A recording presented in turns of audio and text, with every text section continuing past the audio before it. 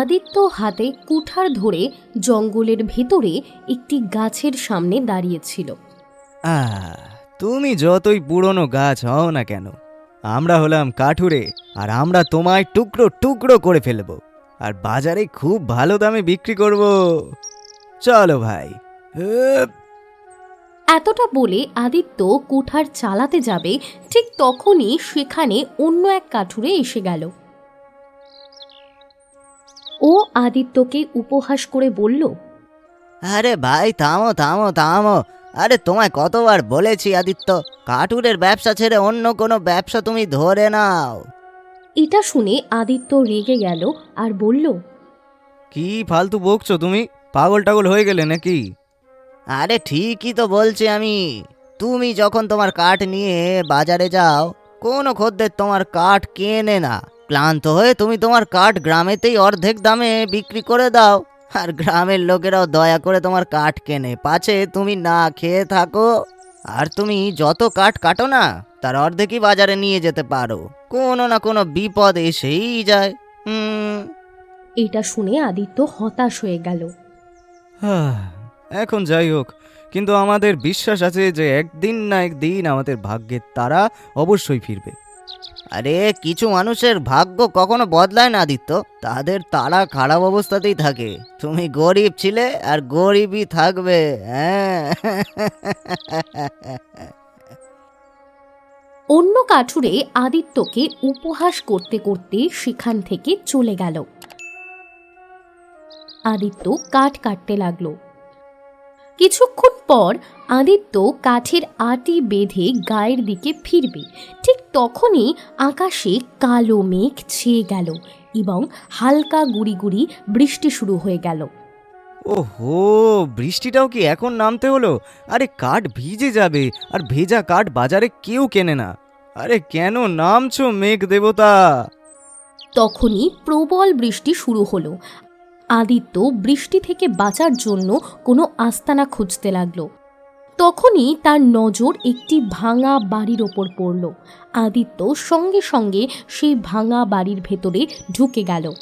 ওহ, ভালো হয়েছে, এই ভাঙা বাড়িটা তো পাওয়া গেল, না হলে আমার সব পরিশ্রম ব্যর্থ হয়ে যেত। তখনই আদিত্যর কানে কোনো সিংহের গর্জনের মতো আওয়াজ এলো। যখন আদিত্য এদিক ওদিক দেখতে লাগলো, তখন সে অন্ধকারে দুটো জ্বলন্ত চোখ দেখতে পেল, যা তারই দিকে এগিয়ে আসছিল। কিছুক্ষণ পরেই আদিত্য বুঝতে পারল যে সেই চোখ দুটো আর কারণ নয়, বরং একটি বুনো সিংহের। সিংহকে দেখে আদিত্য ভীষণ ভয় পেয়ে গেল, খুব দ্রুত দৌড়তে লাগলো। কিছুক্ষণ পর আদিত্য বৃষ্টিতে ভিজতে ভিজতে নিজের গায়ে এসে গেল। তখনই সেখানে গায়ের মোড়ল এসে পৌঁছলো। আরে আরে আদিত্য, কি হলো? জঙ্গলে কোনো ভূত টুত দেখেছো নাকি, যে পাগলের মতো দৌড়াতে দৌড়াতে এসেছো আর এসে উঠোনে পড়ে গেলে? আরে বৃষ্টি হচ্ছে, তাড়াতাড়ি যাও, বাড়ি চলে যাও। হ্যাঁ হ্যাঁ হ্যাঁ মোড়ল মশাই, আমি আমি বাড়ি যাচ্ছি। হ্যাঁ হ্যাঁ, সেসব তো ঠিক আছে, কিন্তু এটা বলো যে তোমার কুঠারটা তো দেখতে পাওয়া যাচ্ছে না, আর আজকে তুমি তো জঙ্গল থেকে কাঠও আনোনি, কি হয়েছে? আদিত্যর হঠাৎ মনে পড়ল যে ভয়ের চোটে যখন সে কাঠের আটি সিংহের মুখে মেরেছিল, তখন তার কুঠারও ভাঙা বাড়ির ভেতরে পড়ে গিয়েছিল। আরে এখন কি হলো? কি গভীর চিন্তায় ডুবে যাচ্ছ? ওই আদিত্য। আদিত্য সব ঘটনা খুলে বলল। হ্যাঁ মোড়ল মশাই, আজকে আমি কোনো মতে প্রাণ বাঁচিয়ে ফিরে এসেছি। আরে তুমিও না একদম বোকা। আরে তুমি এত বড় ভীতু আমি ভাবিনি। আরে সিংহ তোমার সামনে ছিল, কুঠারও তোমার হাতে ছিল, মেরে ফেলতে সিংহটাকে, শালা টুকরো টুকরো করে ফেলতে। আরে এই ছুতোয় তোমার বীরত্বের গল্প হয়ে যেত, আর কে জানে এই কারণেও তোমার কাঠও হয়তো বিক্রি হতো, আর তুমি বিখ্যাত কাঠুরে হয়ে যেতে। কিন্তু তুমি বিখ্যাত কাঠুরে কোত্থেকে হবে? তোমার ভাগ্যটাই তো খারাপ, তুমি কখনোই ভাগ্যবান হতে পারবে না। সুযোগ তোমার সামনে ছিল, চলো ওখান থেকে পালিয়ে এলো। যাও বাড়ি যাও, আরাম করো, বড় এলো কাঠুরে। মোড়ল আদিত্যকে উপহাস করতে করতে সেখান থেকে চলে গেল। কিছুক্ষণ পর আদিত্য নিজের বাড়িতে এলো এবং নিজের মনে বলল, অন্য কাঠুরে ঠিকই বলেছিল, আমাদের ভাগ্যের তারা খারাপ অবস্থাতেই থাকবে এবং কিছু মানুষের ভাগ্য সত্যি কখনো বদলায় না। মোড়লও ঠিকই বলছিল, আমার কাছে কত ভালো সুযোগ ছিল যা আমি হাতছাড়া করলাম। আরে আমার মাথায় কথাটা এলোই না, কি আর বলবো এখন। এই বলে আদিত্য গভীর ঘুমের কোলে ঢলে পড়ল। পরের দিন আদিত্য ঘুম থেকে উঠল এবং জঙ্গলে যাওয়ার প্রস্তুতি নিতে লাগলো। তখনই তার মনে পড়ল যে কুঠার তো জঙ্গলেই রয়ে গেছে। আরে ধ্যাৎ তেরিকি, কুঠার তো সেই ভাঙা বাড়িতেই আছে। এখন তো সবার প্রথমে আমাকে গিয়ে ওই ভাঙা বাড়িটায় কুঠারটা খুঁজতে হবে। আরে কি বলবো এখন, আমার মতো খারাপ কপালওয়ালা কেউ তো অন্য কোনো কাঠুরে কুঠার ধার দেবে না। চলো ভাই। এই বলে আদিত্য যেই বাড়ি থেকে বাইরে বের হলো তখনই তার প্রেমিকা রাধা সেখানে এসে গেল এবং রেগে গিয়ে আদিত্যকে বলল, মনে হচ্ছে আমার তোমাকে বিয়ে করার স্বপ্ন অপূর্ণই থেকে যাবে। কি হয়েছে রাধা, তুমি এত রেগে আছো কেন? কাল ছেলের বাড়ির লোকেরা দেখতে এসেছিল এবং আমাকে পছন্দ করে চলে গেছে। কবে এসে তুমি আমার বাবার কাছে আমাদের বিয়ের কথা বলবে? এই কথাটা শুনে আদিত্য রেগে গেল আর রাধাকে বলল, আরে তুমি এমন ভাবে বলছো যেন তোমার বাবা কোনো সাধারণ কাঠুরে। আরে তোমার বাবা গ্রামের জমিদার। যদি উনি আমার আর তোমার প্রেমের কথা জানতে পারেন তাহলে আমার প্রাণ নিয়ে নেবেন। ফালতু বকছো। এটা তো তোমার আমাকে ভালোবাসার আগে ভাবা উচিত ছিল। কান খুলে শুনে নাও, আমি বিয়ে করলে তোমাকেই করব, আর না হলে আমি আমার নিজের জীবন দিয়ে দেবো। এই বলে রাধা সেখান থেকে চলে গেল। আদিত্য গভীর চিন্তায় ডুবে গেল এবং নিজের মনে বলল, রাধা যা বলে সেটা করেও দেখায়। কোথাও এমন না হয় যে রাধা সত্যিই নিজের জীবন দিয়ে দেয়। আর যদি এমন হয় তাহলে সত্যি আমি নিজেকে কখনো ক্ষমা করতে পারবো না। কিন্তু কি করি আমি, ওই জমিদারের কাছে যেতেও তো আমার ভয় লাগে। আদিত্য গভীর চিন্তায় ডুবে রইল।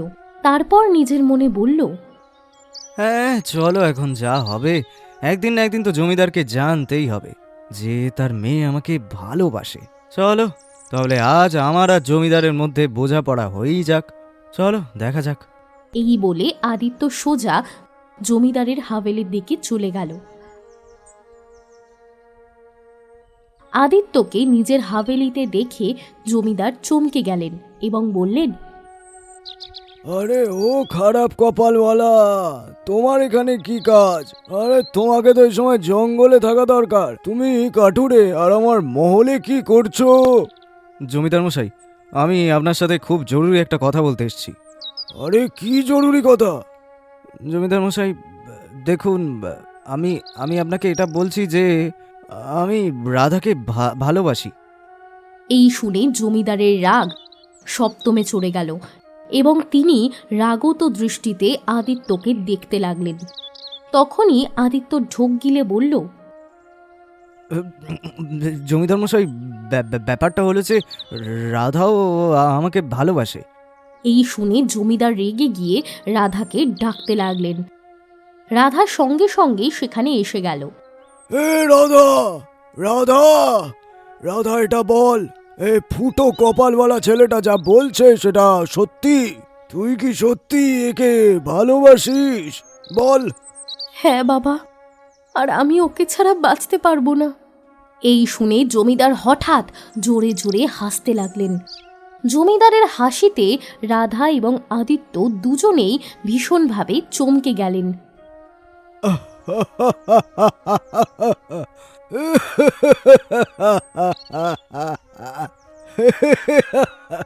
আদিত্য জমিদারকে হাসতে দেখে আস্তে করে নিজের মনে বলল, মনে হয় কথাটা শুনে গভীর শক লেগেছে জমিদারের।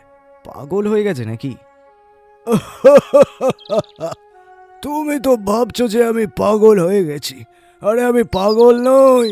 আমার হাসি এই কারণে আসছে যে আমি এখনো পর্যন্ত জানতামই না যে আমার মেয়ের মানসিক ভারসাম্য এত খারাপ। যদি আমার জানা থাকতো তাহলে আমি ছোটবেলা থেকেই আমার মেয়ে রাধার চিকিৎসা কোনো খুব ভালো চিকিৎসককে দিয়ে করাতাম। ও এতদিনে ঠিকও হয়ে যেত। বাবা, এটা আপনি কি বলছেন? আমি আদিত্যকে ভালোবাসি, আর আপনি আমাকে পাগল বলছেন? আরে ওরে বোকা মেয়ে, ভালোবাসার জন্য আর কাউকে পেলে না নাকি তুমি? আরে যদি প্রেম করারই ছিল তাহলে কোনো রাজকুমারের সাথে করতে, কোনো রাজার সাথে করতে, বা নিজের সমতুল্য কোনো জমিদারের ছেলেকেই না হয় ভালোবাসতে। আরে যদি তুমি কাউকে নাই বা পেতে তাহলে আমাদের গাঁয়ের মোড়লের ছেলে রতনকেই ভালোবাসতে, যার কাছে 200 বিঘা জমি আছে।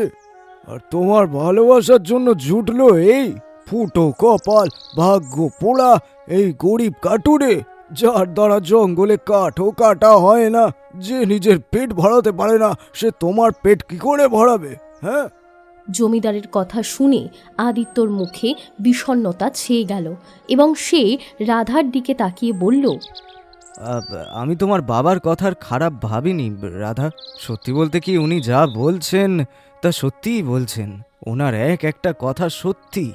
আমি সত্যিই তো একজন ফুটো কপালওয়ালা মানুষ, আর কি। এই বলে আদিত্য সেখান থেকে যেতে লাগলো।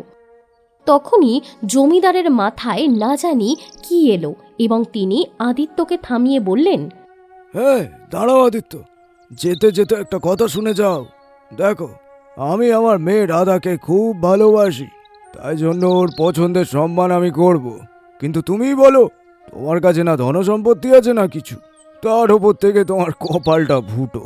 আমি তোমায় তোমায় কি করে নিজের মেয়েকে দিয়ে দিই? চলো ঠিক আছে, মন খারাপ করো না। আমি তোমায় 1 মাসের সময় দিচ্ছি। যদি তুমি 1 মাসের মধ্যে আমার থেকেও বেশি ধনবান হয়ে দেখাও, তাহলে আমি খুশি খুশি মনে আমার মেয়ের বিয়ে তোমার সাথে দেব। জমিদারের কথা শুনে আদিত্য হাভেলি থেকে বাইরে বেরিয়ে এলো। রাধা জমিদারকে বলল, বাবা, 1 মাসের মধ্যে আদিত্য আপনার চেয়েও বেশি ধনী কি করে হবে? দেখো রাধা, এটা হওয়া দরকার ছিল যে আমি যখন জানতে পারলাম যে তুমি আদিত্যকে ভালোবাসো তখন ওর হাত পা ভাঙা উচিত ছিল, কিন্তু আমি তাও তোমার ভালোবাসার সম্মান করলাম। আমি তোমার সাথে আদিত্যর বিয়ে দিতে এখনো রাজি আছি। এবার আদিত্য নিজেকে নিজে তৈরি করুক। সে যদি বাস্তবেই তোমাকে এতটাই ভালোবাসে তাহলে তোমার জন্য তো এটা করতেই পারে, তাই না? এই বলে জমিদার নিজের হাভেলি থেকে বাইরে বাগানে পৌঁছলেন।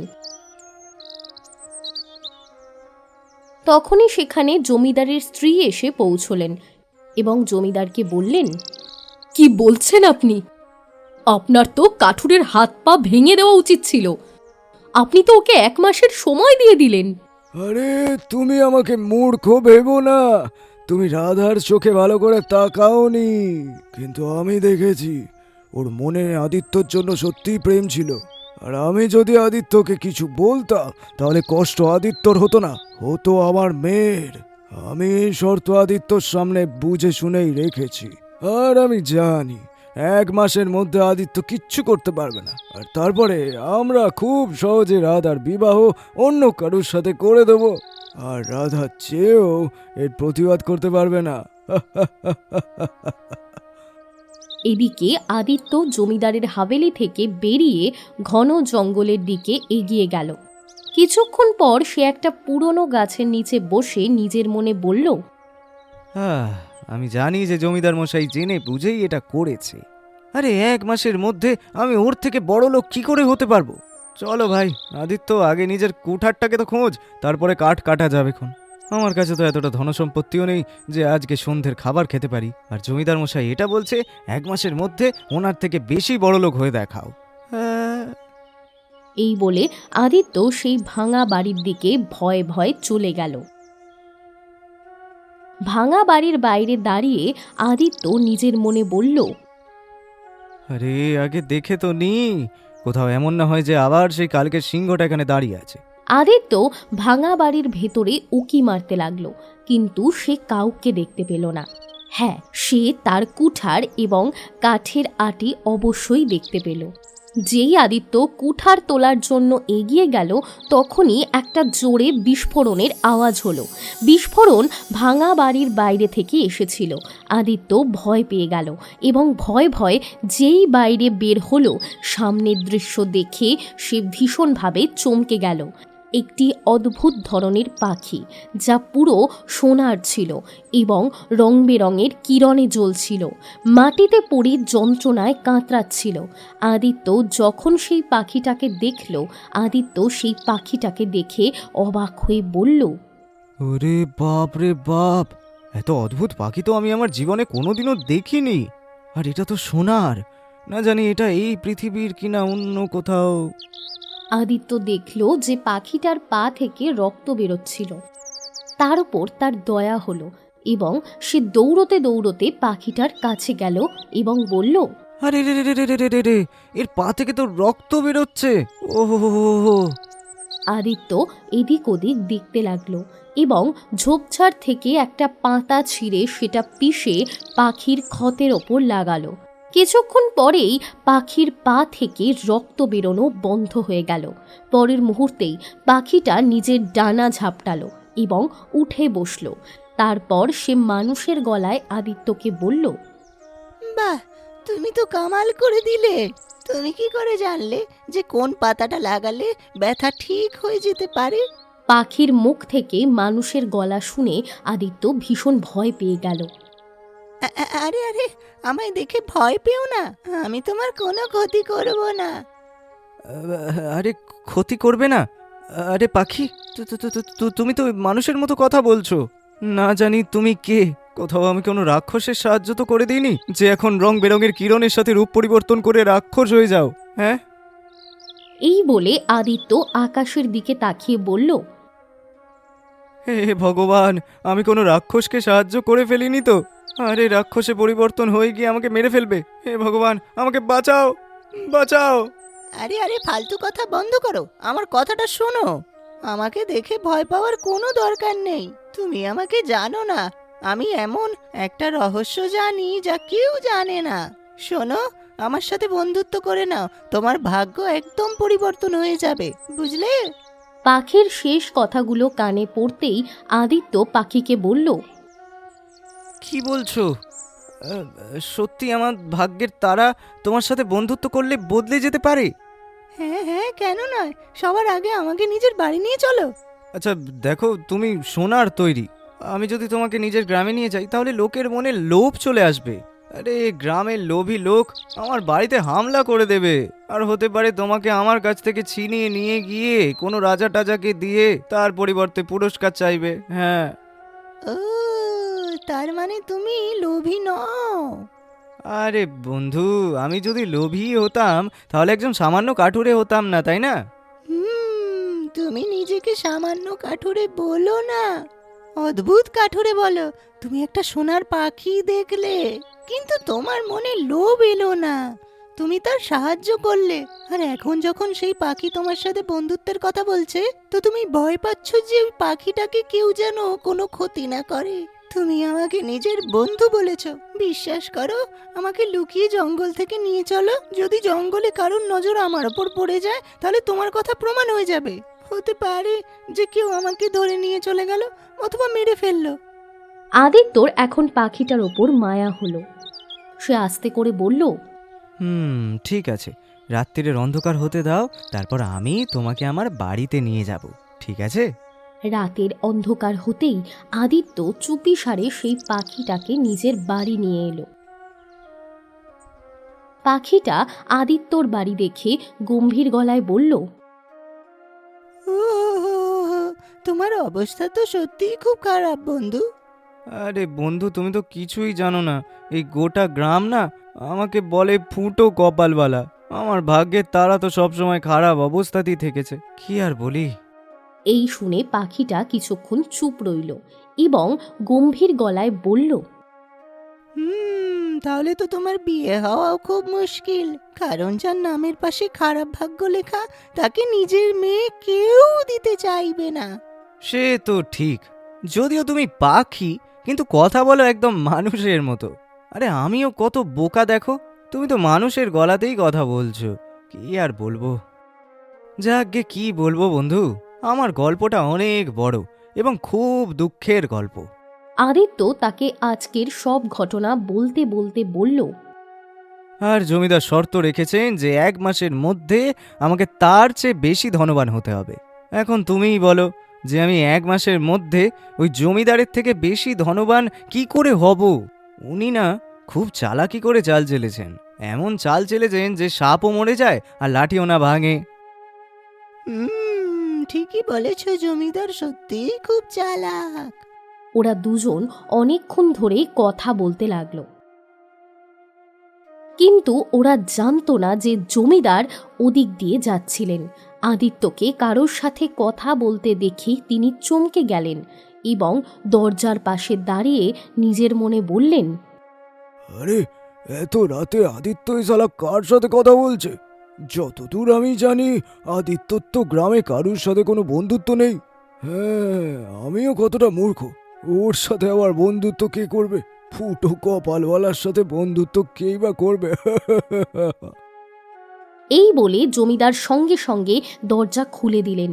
তিনি দেখলেন যে একটি সোনার অদ্ভুত পাখি আদিত্যর সাথে কথা বলছে।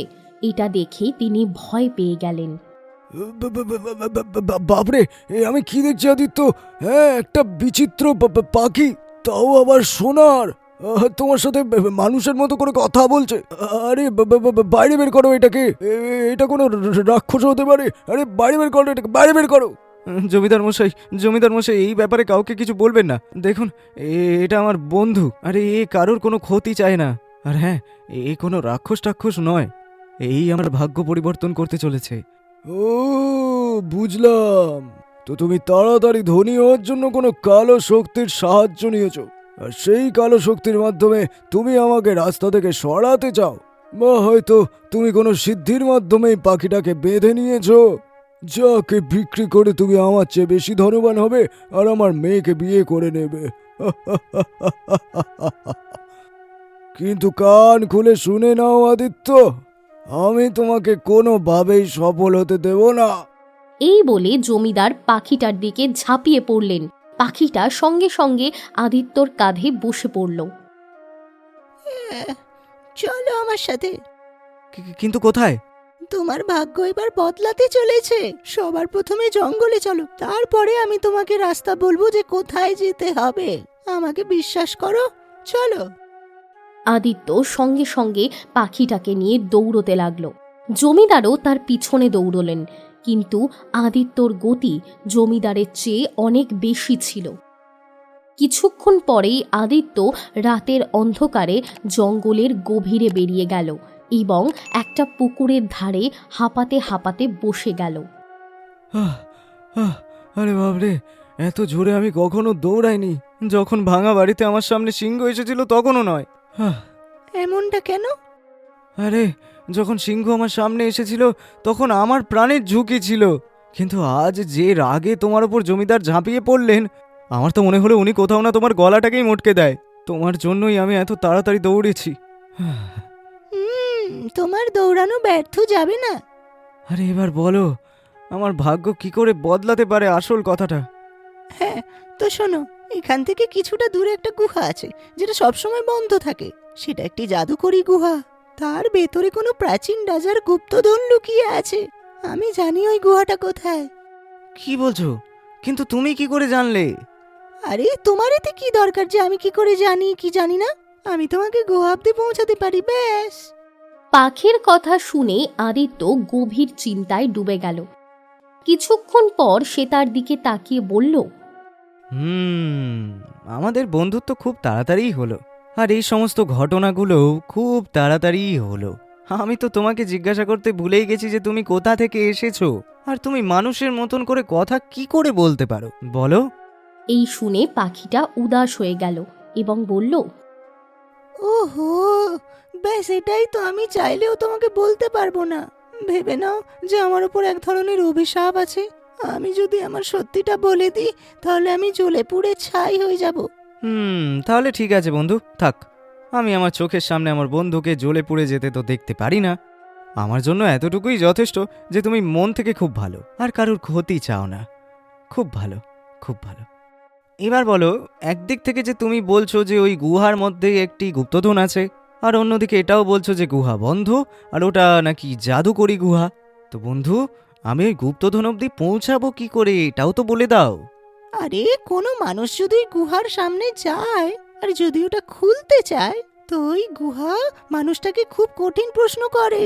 যদি সে ঠিক উত্তর দিয়ে দেয় তাহলে গুহাটা খুলে যায়, আর উত্তর ভুল হলে গুহা খোলে না। কিন্তু তুমি চিন্তা করো না, আমি ওই গুহার সব প্রশ্নের উত্তর ভালো করে জানি। যদি তুমি উত্তর না দিতে পারো তাহলে আমি তোমার সাহায্য করে দেব। হ্যাঁ, ঠিক আছে বন্ধু, কিছু না করার থেকে তো ভালো কিছু করে দেখা যাক, তাই না? কে বলতে পারে আমার ভাগ্য সত্যি সত্যি যদি বদলে যায়। চলো। তো চলো, ঠিক আছে, আমার পেছন পেছন এসো। চলো চলো চলো চলো, যাওয়া যাক। এই বলে পাখিটা উড়তে লাগলো এবং আদিত্য তার পিছনে পিছনে চলতে লাগলো। কিছু ঘন্টা পর সোনার পাখি আদিত্যকে একটা গুহার কাছে নিয়ে গেল, যার দরজা বন্ধ ছিল। আদিত্য, এই গুহার দরজাটাকে নিজের হাত দিয়ে স্পর্শ করো। যেই আদিত্য দরজাটা ছুঁল, ভেতর থেকে একটা গম্ভীর আওয়াজ এলো। এই গুহার দরজা তখনই খুলবে যখন তুমি আমার প্রশ্নের সঠিক উত্তর দেবে। হ্যাঁ হ্যাঁ, আমি তৈরি আছি, জিজ্ঞাসা করো। গুহা প্রথম প্রশ্ন করল। প্রথম প্রশ্ন, সেটা কি যা ভাগ করলে বাড়ে? ভালোবাসা। দ্বিতীয় প্রশ্ন গম্ভীর হলো। দ্বিতীয় প্রশ্ন, সেই সম্পদটা কি যা না কোনো রাজার কাছে থাকে আর না কোনো ডাকাতের কাছে যেতে পারে, তবুও সবাই সেটা চায়? সত্যিকারের বন্ধুত্ব। উত্তর পেতেই দরজা খুলে গেল এবং আদিত্য সোনার পাখিটার সাথে ভেতরে চলে গেল। সেখানে অসংখ্য স্বর্ণ মুদ্রা, সোনার ঘড়া, রত্ন ভরা কলসি, হিরে জহরত খচিত মুকুট এবং রূপার তলোয়ার রাখা ছিল। আদিত্যর দৃষ্টি একটি সোনার মূর্তির ওপর পড়ল। এই মূর্তিটা কার? এটাও কোনো গুপ্তধনের অংশ হবে। আরে বাপ রে বাপ, এখানে এত ধনসম্পত্তি আছে যা কোনো রাজার কাছেও বোধহয় থাকে না। হ্যাঁ বন্ধু, তুমি তো সত্যিই বলেছিলে আমার ভাগ্য সত্যিই পরিবর্তন হয়েছে। আমি গরিব থেকে বড়লোক মানুষ হয়ে গেলাম। এবার তো আমি জমিদারের মতন হাজার হাজার মানুষকে কিনতে পারবো। হ্যাঁ। এই বলে আদিত্য সম্পদে হাত দিতেই তখনই রং বেরঙের কিরণ থেকে একজন সাধু প্রকাশ হলেন। আপনি আপনি কে? সেসব ছাড়ো, চলো, আমি তোমাকে বলছি। এই 1000 বছরের পুরনো ধন রাজা বিক্রমের। এটাকে তিনি নিজের শত্রু রাজ্য থেকে বাঁচানোর জন্য এখানে রেখেছিলেন। এই গুপ্তধন এবং গুহাকে কোনো মহাত্মা কালো শক্তির দ্বারা বেঁধে দিয়েছেন। এই জন্য এটি অভিশাপগ্রস্ত। যদি তুমি এই ধন সম্পত্তি চাও তাহলে তোমাকে একটা বলিদান দিতে হবে। বলিদান? কিরম বলিদান? যদি তুমি এই ধন স্পর্শ করো তাহলে তোমার বন্ধু এই সোনার পাখিটা এক্ষুনি জ্বলে পুড়ে ছাই হয়ে যাবে, আর তখন এই সম্পত্তি তোমার হয়ে যাবে। তুমি কি তোমার বন্ধুত্বের বলিদান দেবে? আদিত্য চমকে গেল। তখনই সোনার পাখিটা বলল, ভেবো না আদিত্য, আমি তো সাধারণ একটি পাখি, কোনো মানুষ তো নই। এই গুপ্তধনের দ্বারা তোমার সব সমস্যা মিটে যাবে। তুমি ধনবান হতে পারো, নিজের পছন্দের মেয়েকে বিয়ে করতে পারো, মান সম্মান পেতে পারো, আর তোমার উপরে লাগা দাগ, ফুটো কপালওয়ালা, সেটাও সরে যাবে। আদিত্য কিছুক্ষণ ভাবতে লাগলো। তারপর পাখিটার দিকে তাকিয়ে বলল, হ্যাঁ, না বন্ধু, না, বন্ধুত্বের চেয়ে বড় কিছুই হয় না। ধনসম্পত্তির আর কি, বড় বড় রাজা মহারাজাও সেটা সামলাতে পারে না। আর কোন ধনসম্পত্তি নিজের সাথে উপরে নিয়ে যেতে পারবো? সব থেকে বড় ধন হলো বন্ধুত্ব। তুমি পাখি তো কি হয়েছে, আমি মন থেকে তোমাকে আমার বন্ধু ভেবেছি। আমরা আমাদের বন্ধুত্বের বলিদান দিতে পারবো না, নাই আমার বন্ধুর। চাইলে আমাকে সারা জীবন গরিব কাটুরে হয়েই না কাটাতে হয়। না সাধু বাবা, ক্ষমা করবেন। এই বলতে না বলতেই সোনার পাখিটা রং বেরঙের কিরণ থেকে একজন সুন্দর রাজকুমারে বদলে গেল এবং যে মূর্তিটা সেখানে ছিল সেও একজন যুবক হয়ে গেল। তুমি বড় ভাগ্যবান রাজকুমার, যে এই অদ্ভুত কাঠুরের বন্ধুত্বের কারণে বেঁচে গেলে এবং অভিশাপ মুক্ত হয়ে গেলে। আমি কিছু বুঝলাম না সাধু মহারাজ, এসব কি ছিল? আমার নাম রাজকুমার অশোক। আমি কেশবনগরের রাজা সুরজ সিং এর পুত্র। এটি আমার বন্ধু অর্জুন। কিছু সময় আগে অর্জুন আমাকে এই গুপ্তধনের সম্পর্কে বলেছিল। সে চেয়েছিল যে এই ধন সম্পত্তির দ্বারা প্রজাদের ভালো হোক, কিন্তু আমি লোভে পড়ে গেলাম। অর্জুন গুহার দরজার প্রশ্নের উত্তর দিল, আর আমরা এখানে চলে এলাম। যখন গুপ্তধন স্পর্শ করছিলাম তখন ওখান থেকে আওয়াজ এলো যে গুপ্তধন পাওয়ার জন্য বন্ধুত্বের বলিদান দিতে হবে। আর আমি লোভে পড়ে গিয়ে ওর অনুমতি ছাড়াই বলে দিলাম যে হ্যাঁ ঠিক আছে, আমি বলিদান দিচ্ছি। ও সঙ্গে সঙ্গে সোনার মূর্তি হয়ে গেল। আর তখনই সাধু প্রকট হলো, আর উনি বললেন যে তোমার মতো লোভী যে ওর বন্ধুর বলিদান দেয়, তোমায় অভিশাপ দিলাম। তুমি যেভাবে সোনা ভালোবাসো, এবার তো তুমি সোনার পাখি হয়ে যাবে। আমি কাঁদছিলাম, তো সাধু বাবার আমার উপর দয়া হলো। তখন উনি আমাকে বললেন যে তুমি যদি নিজের অভিশাপে সত্যি না বলে কারোর সাথে পাখির রূপে সত্যিই বন্ধুত্ব করতে পারবে, আর ওকে এখান অব্দি নিয়ে আসবে, আর যখন ও ধন সম্পত্তি ছোঁয়ার চেষ্টা করবে তখন আমি প্রকট হব আর ওর সামনে দুটো প্রশ্ন রাখব। হয় সে ধনকে বাছুক বা সে তোমার বন্ধুত্বকে। যদি সে ধনকে বাছে তাহলে এই ধন তারই হবে, কিন্তু তুমি জ্বলে পুড়ে ছাই হবে। কিন্তু যদি সে ধনকে অস্বীকার করে বন্ধুত্ব বাছে, তখনই তুমি অভিশাপ মুক্ত হবে, আর তোমার ওই বন্ধু যে সোনার মূর্তি হয়ে গেছে সেও ঠিক হয়ে যাবে। তোমাকে ভাগ্যবান এই জন্য বললাম, কারণ এমন বন্ধু ভাগ্যবানেরাই পেয়ে থাকে।